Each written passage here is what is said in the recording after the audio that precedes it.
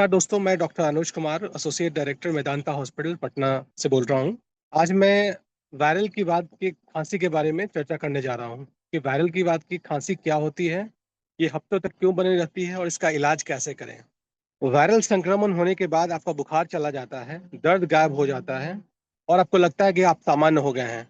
लेकिन फिर यह खांसी हफ्तों, कभी-कभी महीनों तक, यहाँ तक कि शुरुआती बीमारी से ठीक होने के काफ़ी समय बाद तक भी बनी रहती है। डॉक्टर इसे अक्सर वायरल की बात की खांसी कहते हैं। आज हम इस आम और अक्सर परेशान करने वाली घटना के बारे में जानेंगे। वायरल के बाद की खांसी क्या है और यह इतने लंबे समय तक क्यों बनी रहती है और किस प्रकार के संक्रमण इसके कारण बन सकते हैं। यह कैसा महसूस हो सकता है और महत्वपूर्ण बात, इससे राहत पाने के लिए आप क्या कर सकते हैं। तो वायरल के बाद की खांसी क्या है? तो वायरल के बाद की खांसी वास्तव में क्या है? एक ऐसी खांसी है जो सर्दी या फ्लू जैसे वायरल श्वसन संक्रमण से ठीक होने के बाद भी काफ़ी समय तक बनी रहती है। डॉक्टर आम तौर पे उसे वायरल के बाद की खांसी कहते हैं, जो शुरुआती संक्रमण के ठीक होने के 3 हफ्ते से ज़्यादा समय तक रहती है। वायरल के बाद होने वाली खांसी के लक्षण क्या है या हफ्तों तक क्यों बनी रहती है? वायरल के बाद होने वाली खांसी हर व्यक्ति में अलग-अलग हो सकती है। कुछ लोगों को सूखी खांसी होती है, यानी उन्हें बलगम या कफ नहीं निकलता। दूसरे को बलगम वाली खांसी हो सकती है, जैसे बलगम निकलता है। हफ्तों तक रहने वाली खांसी से अन्य परेशान करने वाले लक्षण भी हो सकते हैं, जैसे लगातार खांसने से गले में खराश या जलन। आपकी आवाज़ भारी हो सकती है या आपको बार-बार गला साफ करने की ज़रूरत पड़ सकती है। शोधकर्ताओं को पूरी तरह से पता नहीं है कि वायरल श्वसन संक्रमणों के कारण खांसी क्यों बनी रहती है, लेकिन उनके पास कुछ परिकल्पनाएं हैं। ऐसा लगता है कि यह इस बात से संबंधित है कि संक्रमण आपके वायु मार्ग और आपके शरीर की खांसी की प्रतिक्रिया को कैसे प्रभावित करता है। एक संभावना यह है कि वायरस से लड़ने के लिए आपके शरीर के संक्रमण के प्रति सूजन प्रतिक्रिया और वायु मार्ग की परत को कुछ अस्थायी नुकसान या जलन पैदा कर सकती है। वायरस के चले जाने के बाद भी यह जलन कुछ समय तक आपकी खांसी की प्रतिक्रिया को ट्रिगर कर सकती है। एक अन्य सिद्धांत यह है कि संक्रमण के कारण आपकी खांसी की प्रतिक्रिया की संवेदनशीलता बढ़ सकती है। वायरस द्वारा लगातार उत्तेजित होने के बाद आपकी खांसी की प्रतिक्रिया अत्यधिक प्रतिक्रियाशील हो सकती है, जिससे सामान्य से ज़्यादा आसानी से खांसी आ सकती है, भले ही वायरस या ज़्यादा जलन ना हो। वायरल के बाद खांसी पैदा करने वाले संक्रमण। वायरल के बाद खांसी एक वायरल संक्रमण से शुरू होती है। कई सामान्य बीमारियां खांसी छोड़ सकती हैं। इनमें शामिल है फ्लू, जिन्हें इन्फ्लुएंजा भी कहते हैं। फ्लू एक आम और संक्रामक वायरल संक्रमण है। यह वायरस से संक्रमित व्यक्ति के खांसने, छींकने या यहाँ तक कि बात करने पर बूंदों के माध्यम से आसानी से फैलता है। आप उन सतहों को छूने से भी वायरस पकड़ सकते हैं जिन्हें उन्होंने छुआ है और फिर अपने मुंह, आंखों या नाक को छू सकते हैं। सूखी लगातार खांसी फ्लू का एक सामान्य लक्षण है। हालांकि ज्यादातर लोग कुछ दिनों से लेकर कुछ हफ्तों में ठीक हो जाते हैं, लेकिन कभी-कभी खांसी बनी रह सकती है।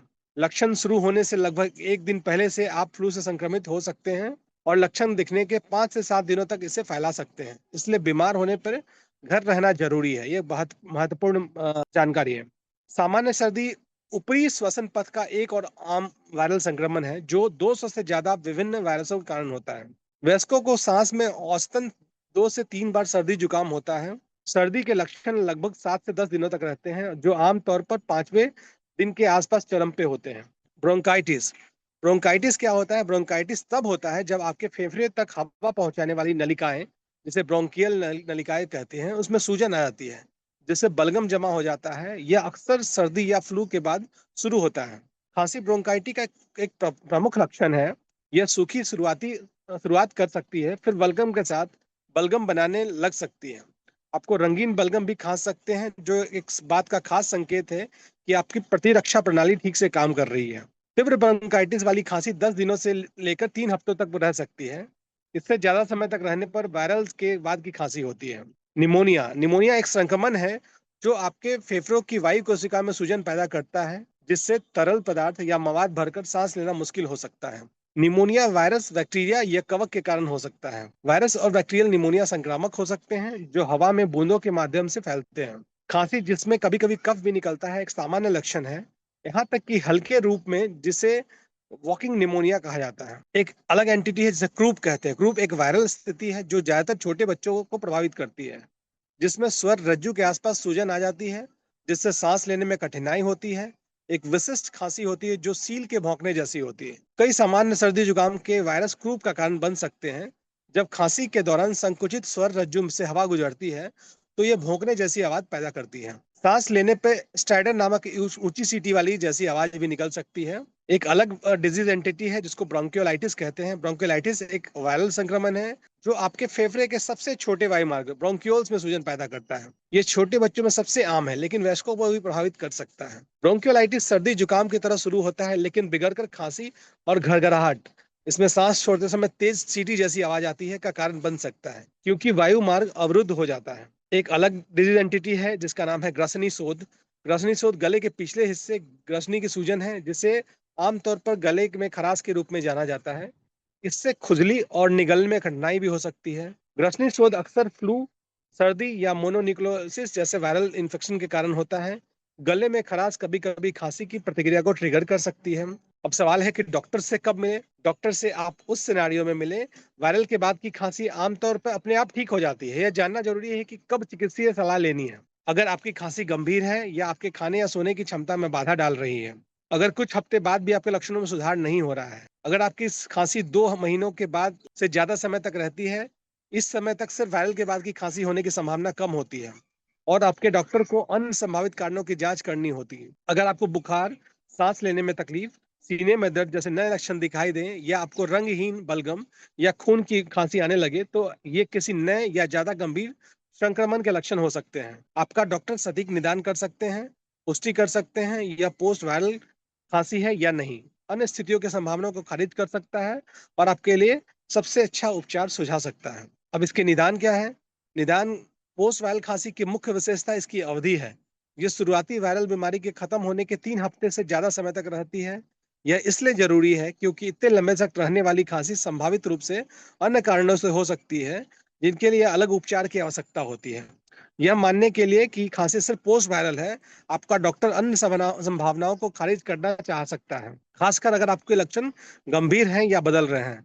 यह सुनिश्चित करना जरूरी है कि आपकी खांसी किसी अन्य गंभीर बीमारी जैसी काली खांसी, जिसकी एक विशिष्ट ध्वनि होती है, लगातार निमोनिया, अस्थमा, एसिड रिफ्लक्स या अन्य पुरानी बीमारियों का अंत तो नहीं है। निदान आमतौर पर एक विस्तृत चिकित्सा इतिहास से शुरू होता है। आपका डॉक्टर आपसे पूछेंगे कि आप पिछले 1-2 महीने से बीमार हैं। आपके बाद इसके बाद एक शारीरिक परीक्षण किया जाएगा और डॉक्टर किसी भी असामान्य सांस लेने की आवाज या पता लगाने के लिए स्टेथोस्कोप से आपके फेफड़े की जांच कर सकते हैं। अगर कुछ भी असामान्य लगे या आपके लक्षण स्पष्ट न हो तो छाती का एक्सरे किया जा सकता है। कुछ मामलों में संक्रमण की जांच के लिए बलगम का नमूना भी लिया जा सकता है। पोस्ट वायरल खांसी का आमतौर पर निदान किया जाता है जब आपको हाल में ही श्वसन संक्रमण हुआ हो, आपकी खांसी 3 से 8 हफ्ते तक रही हो और आपके छाती के एक्सरे में कोई महत्वपूर्ण लक्षण ना दिखाई दे। ज्यादा अब उपचार के बारे में हम बात करते हैं। ज्यादातर पोस्ट वायरल खांसी के बारे में अच्छी बात यह है, यह समय के साथ अपने आप ठीक हो जाती है। आमतौर पर 2 महीने के भीतर ठीक हो जाती है। हालांकि अगर खांसी परेशान करने वाली है, नींद डाल रही है या आपकी दैनिक जीवन को प्रभावित कर रही है तो आपको राहत पाने के लिए कुछ उपाय कर सकने पड़ेंगे। दवाइयाँ चिकित्सा विकल्पों में ये शामिल हो सकते हैं। प्रेस्क्रिप्शन द्वारा सांस के द्वारा ली जाने वाली एप्रोट्रियम जैसे एट्रोवेट, ये दवा आपके वायु मार्ग को खोलने में मदद करती है और बलगम जमने में रोक रोक लगाती है। प्रेस्क्रिप्शन द्वारा मुंह से ली जाने वाली सांस के द्वारा ली जाने वाली कॉर्टिकोस्टेरॉइड, ये दवाइयाँ आपके वायु मार्ग में किसी प्रकार की सूजन को कम करने में मदद करती है। ओवर द काउंटर खांसी की दवाइयाँ में डेक्स्ट्रोमेथोर्फेन युक्त दवाइयाँ जो कि म्यूसिनेज डीएक्स या रोबिटसिन जैसे उत्पादों में से बनाई जाती है, आपकी खांसी की प्रतिक्रिया को रोककर काम करती है। ओटीसी एंटीहिस्टामिन, डाइफेनहाइड्रामिन जैसी दवाइयाँ नाक में पानी टपकने जैसे लक्षणों में मदद कर सकती हैं। ओटीसी डीकंजेस्टेंट, स्यूडो एफेड्रिन युक्त दवाइयाँ नाक के मार्ग को साफ करने में मदद करती है तो उससे जुड़ी खांसी कम हो सकती है। घरेलू उपचार भी कुछ होते हैं, जैसे जब आप ठीक हो रहे हैं तो खांसी कम होने का इंतजार करें या कुछ घरेलू उपचार भी आप अपना सकते हैं जिससे कि आपको आराम मिल सकता है। जैसे गर्म तरल पदार्थ पिए जैसे चाय या शोरबा, या बार बार खांसी के कारण गले में होने वाली जलन को कम करने में मदद करता है। बलगम को पतला करके उसे आसानी से साफ करने में भी मदद कर सकता है। ह्यूमिडिफायर का इस्तेमाल करें या भाप से भरा स्नान करें। हवा में नमी लाने के लिए आपके श्वास नली को आराम मिल सकता है और बलगम ढीला हो सकता है जिससे आपकी खांसी कम हो सकती है। गले में जलन पैदा करने वाली चीजों से बचें। उन चीजों से दूर रहने की कोशिश करें जो आपके श्वास नली में जलन पैदा कर सकती है, जैसे सिगरेट का धुआं। ये चाहे प्रत्यक्ष हो या अप्रत्यक्ष, दोनों तरह से ये नुकसान पहुंचाता है, या प्रदूषित प्रदूषित हवा। अब हम मुख्य बातें क्या है उस पर चर्चा करेंगे। पोस्ट वायरल खांसी आमतौर पर कुछ महीने में अपने आप ठीक हो जाती है। इस बीच चिकित्सीय उपचार और घरेलू उपचार राहत प्रदान कर सकते हैं। हालाँकि अगर आपकी खाँसी गंभीर है, ठीक नहीं हो रही है, 2 महीने से ज़्यादा समय तक रहती है या इसके साथ चिंताजनक लक्षण भी हैं, तो उचित निदान और उपचार के लिए अपने डॉक्टर से मिलना ज़रूरी है। धन्यवाद।